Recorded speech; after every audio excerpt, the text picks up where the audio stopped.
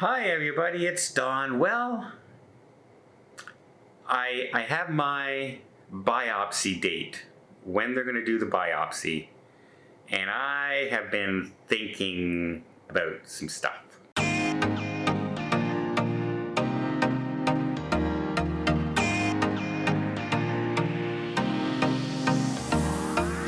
So my biopsy is going to be next Friday, around 10:30 in the morning in Ottawa. So they finally have the date, and then after that I'm going to have to wait probably till the beginning of July for my operation. And I know, so I already have 2 trips planned in June. Haven't canceled those yet. But I have canceled some July trips, some August trips, because I want to make sure that I'm here and raring to go and all through my surgeries and all recovered for my September cruise, because it's a group cruise and I want to see everybody and I want to have a good time bringing everybody to my home country of Canada, and in fact some of my home province in Nova Scotia as well, where I was born. But it's going to be hard for me. Like, I'm going to come home from June around June 19th, 20th from my second trip, I believe. And then nothing until September 19th? Like, July, August? Nothing? June, July, August? That's like 3 months? I don't think that's... So I actually was debating going to a quick trip to Florida or someplace like next week, get my biopsy done, recover the next day, and then fly out the day after that. And I'm thinking to myself, am I overdoing it now? Am I overcompensating for going into surgery? My biggest fear is that I go in, I have my surgery, and there's some complications, and it takes me the full 2 months to recover. And so July and August, I'm recovered. And then I'm okay for September. And, but, you know, they say normally it's about 4 weeks, 3 to 4 weeks recovery is normal. And I go through my surgeries really well. I've only had one complication, and that was the very first surgery I ever had, because I was fed food and I was supposed to only get the IV and no solids in me. And they gave me food when I got back to my room, and it messed up my entire stomach. And I ended up having to have the tube down my nose and into my stomach to drain it all the time. It was all black liquid. It was horrible.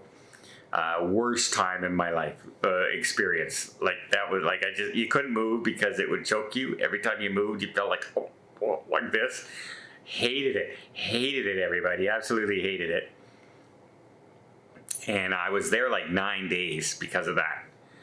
Every other surgery, they said, okay, we'd like you to get up and we'd like you to do a little bit of walking today. See if you can walk down the corridor and back.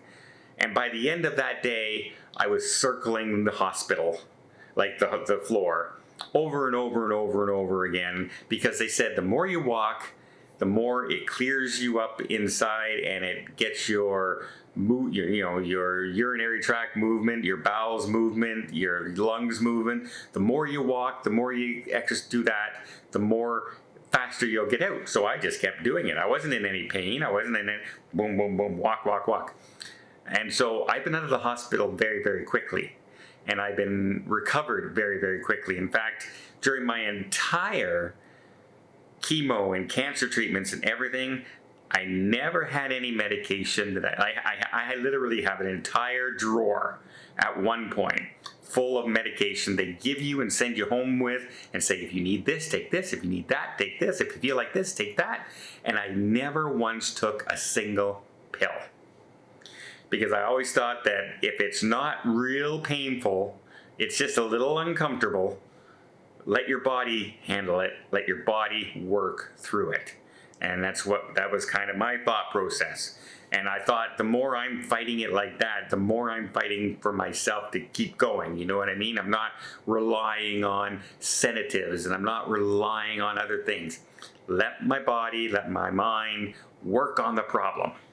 And that's what I did. So I recover from all this medical stuff usually pretty fast. But I've been sitting here going, wow, a friend of mine's been bugging me to go, to Universal Studios or, head down and go to Vegas for a weekend, a long weekend or something. I got to go over and see my stepdad. I got to get all this done before June if I want to do it. And it doesn't leave a lot of time. If I was, because you got to wait till next week.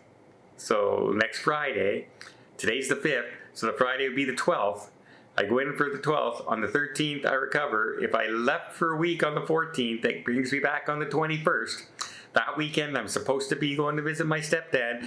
Got another 5 days in there. Now it's 26. And on the 29th, I fly out to Europe. So, yeah, pretty busy schedule if I go away. So I don't know if I'm going to do it, but I've been so much in my head saying, what if you're stuck for 2 months not traveling? Get it in now, and then you won't be thinking about trying to do it when you might not should do it. If you know what I mean. Like if I shouldn't really travel in July and August, maybe by getting it out of my system quickly, then maybe I won't want to travel. I want to be a homebody a little bit more after the surgery.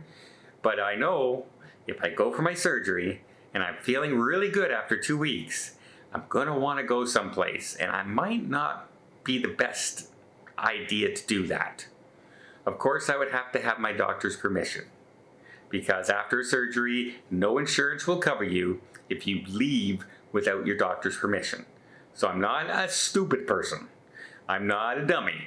I know I have to do these things. But I also don't want to be sitting around my house going, oh, man, I should be on the road. I should be someplace else. I'd rather maybe just get it out of my system. So don't be surprised if in the next few days you hear I've said, well, I booked another trip this month.